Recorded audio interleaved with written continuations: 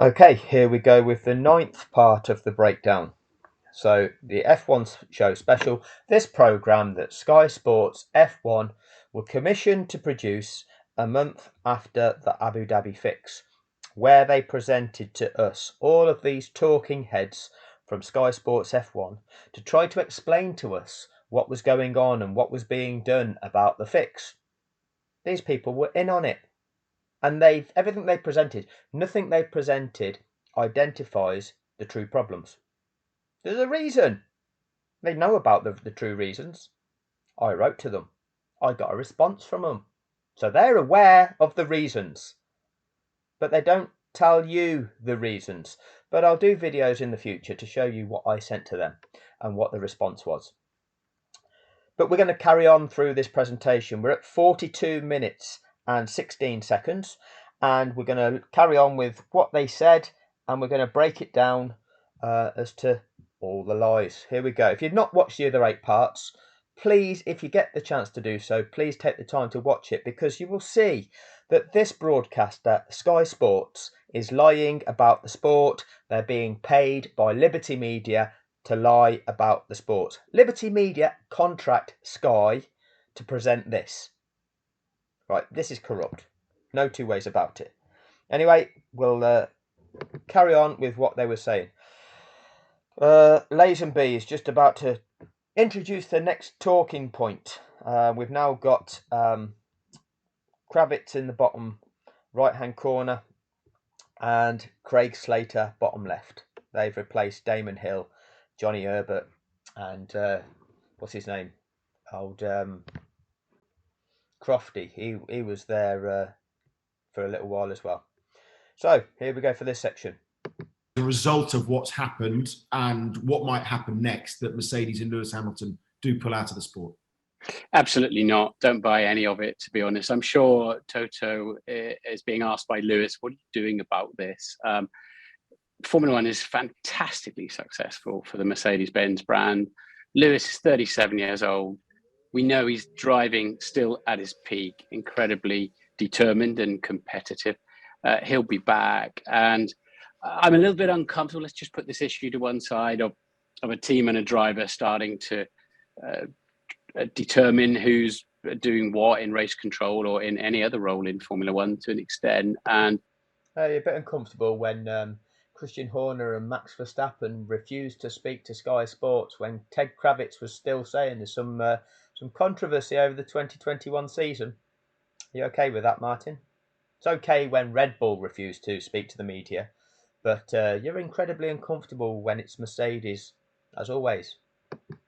That's the tail wagging the dog to a certain extent. And if my driver came to me if I was a Formula One boss and said, look, I don't think I want to race anymore if that guy's still around, I would immediately stop thinking about race control and thinking, hang on, has my driver lost his motivation? So you're putting this on Lewis Hamilton, Martin. The guy, the individual, has just been targeted and robbed. And you're saying, oh, if he's got a problem with that, I'd question his motivation. Really? Thank you for your valuable insight, Martin. Shows you how you stand in this regard. Which of course he hasn't. Lewis would be back and he'll be pressing the throttle ever harder.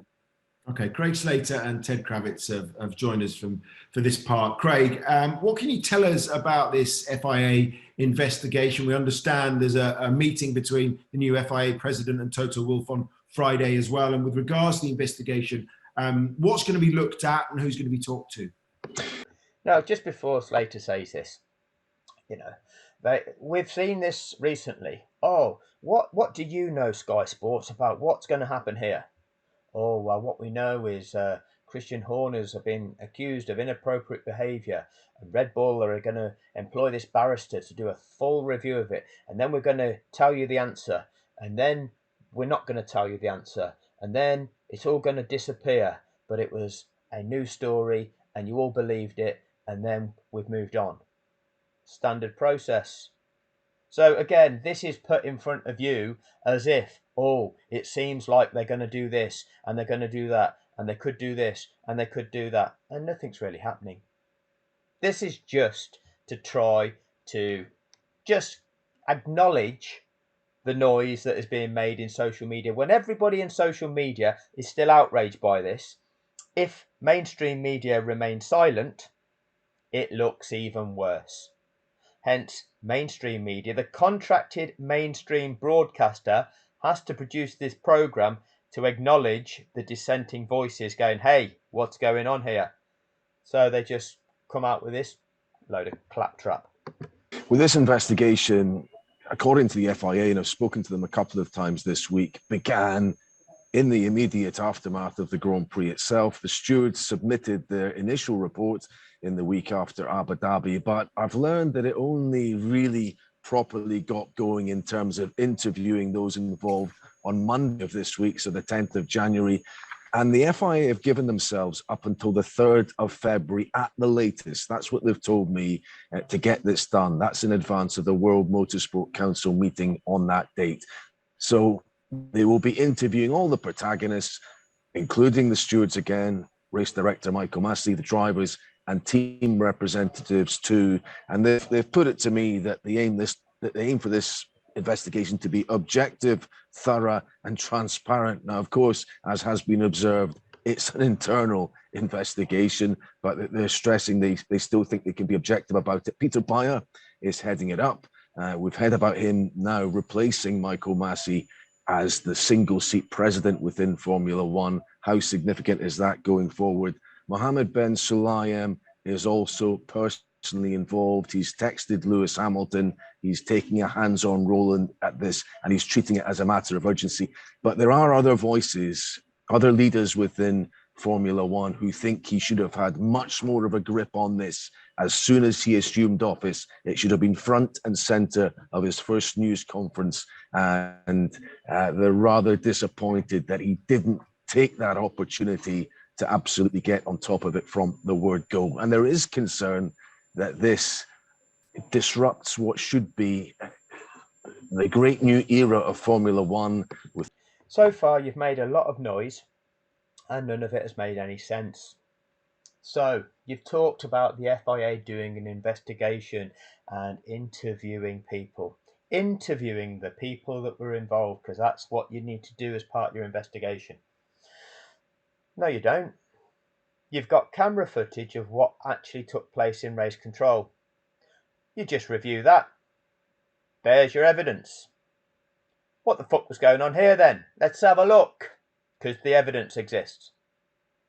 What are the rules of the sport? Well, we know what the rules of the sport are for. We know what their purpose is. Well, you've not applied them, clearly, so you've not got that wrong. And then a team has come to you, the stewards at that event, and said, you've got that wrong. And you've said, oh, no, we haven't. What are you doing, stewards? It's quite a simple process, isn't it? Okay, I don't need to interview anybody to go, oh, tell me your side of the story. Well, no, your side of the story is wrong. You're clearly corrupt. You've made a wrong decision for no reason other than to contrive an outcome of an event, because there is no excuse for it. So this FIA review, oh, they're going to do a review, and the new president, it should have been front and center of what it was that he's immediately going to do. Hang on a minute. This is a new guy that's assuming a new role. Jean Todt was the president of the FIA when this occurred. He remained the president for a further week beyond this. What has he done? He's just held his hand up and go, oh, yeah, nothing to do with me. I'm moving on. Nothing to do with Jean Todt at all. Nothing to do with him. There's a new guy. Blame it on him. And the new guy comes in, well, I'm the new guy. It wasn't my fault. It happened before I got here. I think that's a coincidence, isn't it? Well, we can't pin the blame on this one anyway. It's not the fault of the outgoing guy because he's now gone. And it's not the fault of the new guy because he's new into the picture. Really? And you're just explaining that to everybody, Slater, or you're just making noise. With the new cars coming out, looking ahead to 2022, could that really be overshadowed if Michael Massey is kept in position by this whole feud that people are constructing between Mercedes on one hand and Michael Massey and maybe Nicholas Tombazis as well. Oh, so you're creating this picture that it's a feud between Mercedes and Michael Massey and a few other names that you're going to mention. Again, you are trying to project that this is a Mercedes issue. This is not a Mercedes issue. They were the victims. They were the victims of clear wrongdoing. Why aren't you telling people what the clear wrongdoing is? Not trying to make this partisan, not trying to make it out as, oh, if you're a fan of Mercedes, you will not like this. But if you're a fan of everybody else, oh, you don't worry about this. Is this just Mercedes that are complaining about this? No, this is an injustice. And this injustice could impact any single one. You've got to stand up for what is right. Don't go ignoring injustice, because when injustice happens to you, if everybody else ignores that, then you're going to be the victim. This is where we stand together for what is right. You have to stand together for what is right. Well, and a number of individuals have told me this week that as much as they like Michael Massey, as much as they see that, yes, they've invested a lot of time in him, Formula One, he's had over 50 Grand Prix now, that they do now see his position as untenable and a number of teams over the course of the last season. Michael Massey had somewhere close to 80 Grand Prix experience. That's significant. He was the race director for 3 full seasons in his own right, and he had an apprenticeship year under Charlie Whiting, under which he will have attended approximately half of the Grand Prix that season. But you'd have thought, if you were an apprentice, you would have been subject to debriefs of each of those events, whereby it would have been gone through with you. This was the Grand Prix. This is what happened. These are the decisions made. Okay, this is how I'm training you to gain your understanding. So there was approximately 80 Grand Prix worth of experience for Michael Massey. Don't go projecting that this guy didn't know what he was doing. His previous conduct in previous seasons demonstrated he knew what he was doing. 2021, he was contriving results of races. Briefed against him.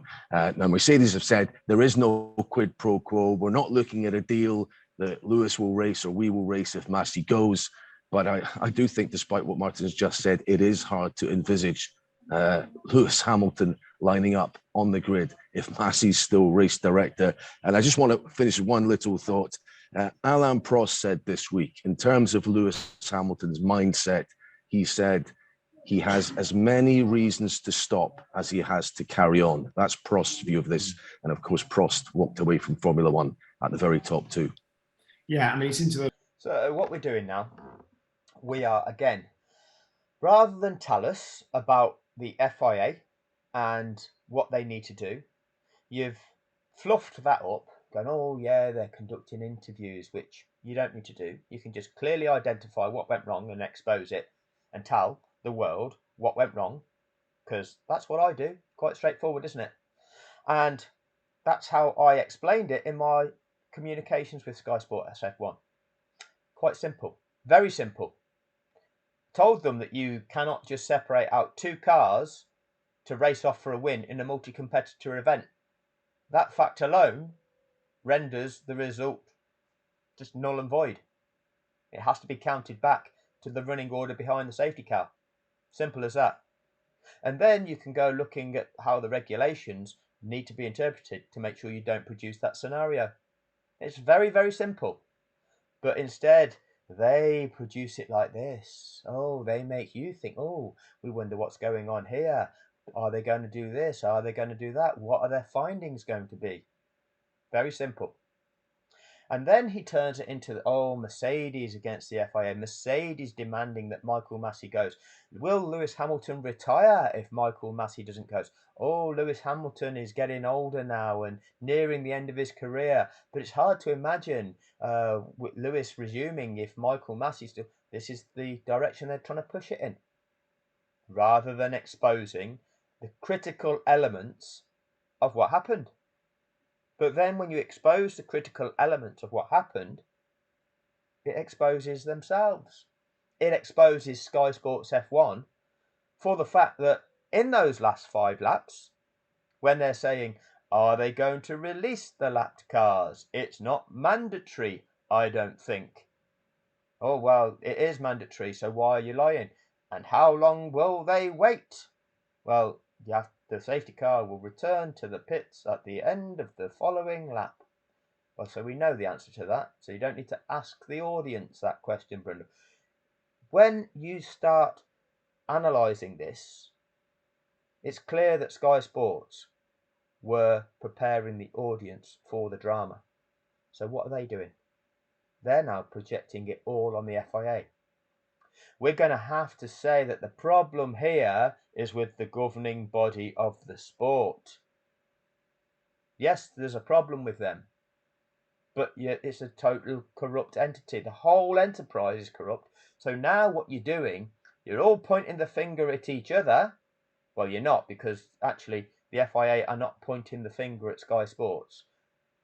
It's an acceptance that we have to pin the blame on somebody, so therefore we will pin it on the governing body, we will pin it on the fact that it was Michael Massey, we will then say the governing body is going to take measures to sort this out, and then we'll move on.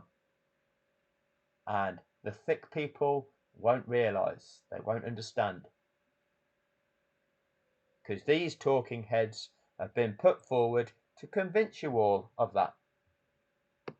And stern, isn't it, for the incoming or the new FIA president, Mohammed Ben Sulayem? What did Toto mean, or what did Mercedes mean about holding the FIA accountable? How can they do that, Ted? Well, Simon, it was quite an incredible press conference just a few days after what happened in Abu Dhabi with Toto Wolff. We felt, Craig and I were on that call, we felt he was close to tears at some point. He was clearly still emotional. He was gutted about it. He was wearing that polo neck, or was it a turtleneck, Simon? I don't know what the difference is. With that sort of concrete background as the archetypal sort of, where was he? This sort of concrete Bond villain lair. But he was seething with anger about it. He was asked straight out, do you need Michael Massey's resignation to go racing next year? He wouldn't answer it directly. It was a drama performance, let's be clear. Because if you're that seething, you take action. You take action. But what did he do? He made a little film, and then he didn't take action. So it's just a little dramatic display with no substance whatsoever. But by saying I have no interest in talking to Michael Massey, I think it was pretty clear. But it was just all about explaining why they didn't go ahead with the appeal, and that was the weird thing for a lot of fans out there, Simon. People were thinking that they were frustrated because they wanted to test the theory. Toto said, "Look, we were very sure that we were on safe legal ground, that if we had gone ahead with the appeal, we would have won." So everyone thought, well, why didn't you? Well, Toto said, as we heard from him earlier, that really they didn't trust the system. This speaks volumes as much as anything else. Right. You didn't trust the system. So what's this doing? This is projecting to a global audience that the system of justice isn't to be trusted. Is that what you want people to believe? That the system that we have developed as mankind, which is supposed to be there on the grounds of justice, isn't effective, is corrupt? Well, surely that's something to be challenged. And surely it's something that both needs to be challenged and needs to be exposed to the entire world, so that the entire world understands, doesn't tolerate it, and enforces a change, demands that it is effective and that it isn't corrupt. And how do you do that? You expose the perpetrators. You apply consequence to the perpetrators. You punish the people who are corrupt. And if that means that the court is corrupt, a court isn't above the law. A court is to consider the facts of a given situation and make a valid judgment. And if they're incapable of doing that, They are an incapable, invalid, corrupt court that needs exposing for being such. You don't just say, oh, yeah, there's nothing we can do about it because the court is corrupt. No, you fight that. You fight that. That you felt that the International Court of Appeal, the ICA, the FIA Court of Appeal, was like marking its own homework, that they wouldn't do anything other than effectively side with their own organisation, with Michael Massey, and back up the decision. There's been a relatively recent ICA judgment whereby a safety car was utilised in a similar manner, a little bit different, but a similar manner in a different series. And the ICA confirmed that the notion of the race director having overriding authority is not true in that context. Not true whatsoever. Hence, it would have confirmed that Mercedes were right. It would have confirmed that Michael Massey was wrong to do what he did, and therefore they would have had to overturn what took place because of the impact that that had on all of the competitors in that field. So there you go. Are you now trying to say, well, they wouldn't have done that in this instance? Well, why wouldn't they have done that in this instance? Well, because they're corrupt. Well, we call that out. And how do you call that out? Well, you, the media, you identify it. And when you, the media, are educating the global population with what reality is, what the truth is, then where's the hiding place for the corruption? If a court then chooses to try to do something different, you've got the whole world saying, no, no, no, no, no, we are not tolerating that. You are clearly corrupt. And we're going to not tolerate corruption. But when the media hide the truth, when the media just say the narrative, they convince people that, oh, there is no mechanism to achieve justice. So when media convince people that the mechanism to achieve justice is incapable of doing that, then what does that do to people? That demoralizes people. That makes people believe that there's nothing that we can do. We are powerless. We are just tiny little minions who are powerless in this world. Unless you are super wealthy, have a position of power, then you are nothing, and the court will rule against you. That's not the purpose of these courts, is it? The purpose of having these courts is so that they determine the difference between right and wrong in a given situation. The difference between right and wrong in this given situation is extremely clear. There is no argument. So if they were to attempt to validate it, they're corrupt. But what are you trying as a media force presenting this way? What is the message you're giving to the people? Decisions that Massey made in Abu Dhabi. So to obtain justice, Mercedes felt that it just wasn't, they weren't going to get justice if they had carried on with the appeal down that road. Now, what does justice mean? They felt, okay, rather than make a prediction, what you do, you follow the process. You appeal. And if you encounter corruption, what you do, you expose that corruption. You say, okay, we've gone through this appeal process. We know that we are right. The court that we've appealed to, which is the court that we have got to initially appeal to, they've denied our appeal. The reason they've denied the appeal is because they're corrupt. So we go to a different court, a higher court, to expose their corruption.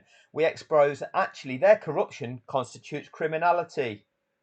So this corrupt entity gets dealt with on criminal charges. And when it's exposed that they're acting criminally, then the sporting decision gets overturned. Quite simple, isn't it? And again, you're big enough to expose that to the world without having to rely on billionaire-funded media, which only give the narrative of the billionaire. Mercedes were big enough to do that. Toto Wolff is wealthy enough to do that. Ineos, Sir Jim Ratcliffe, the other third owner of Mercedes, is wealthy enough to do that.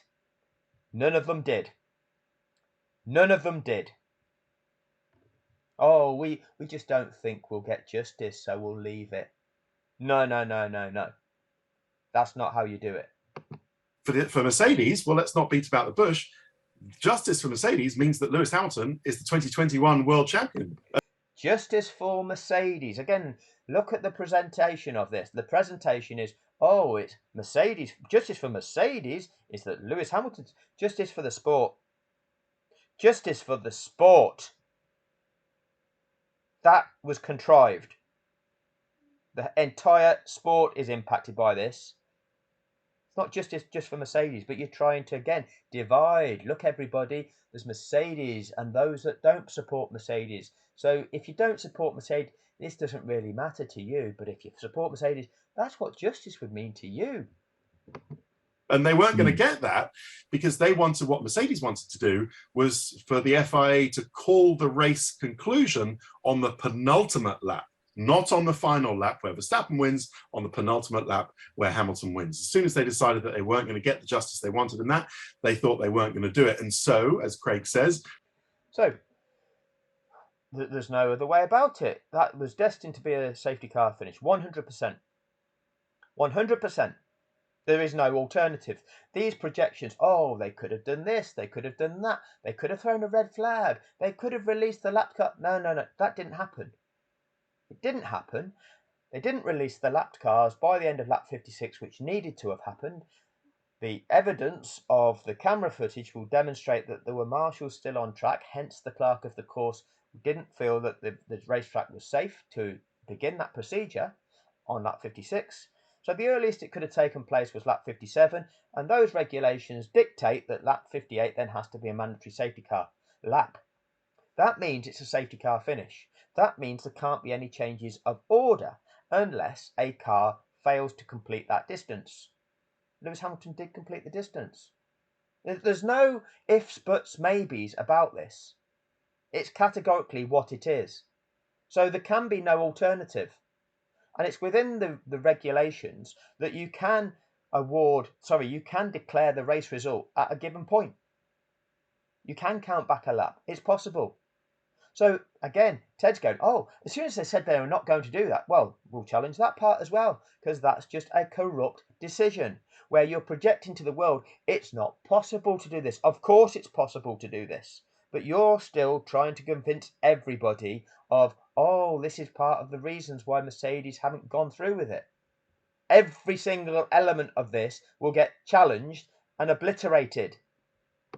They're left with this offer, the FIA's offer of an investigative commission, which will look at how and why Massey came to those decisions in Abu Dhabi, and, Simon, the wider issue of FIA governance throughout the season, which Mercedes feels, starting particularly in Brazil with the rear wing issue.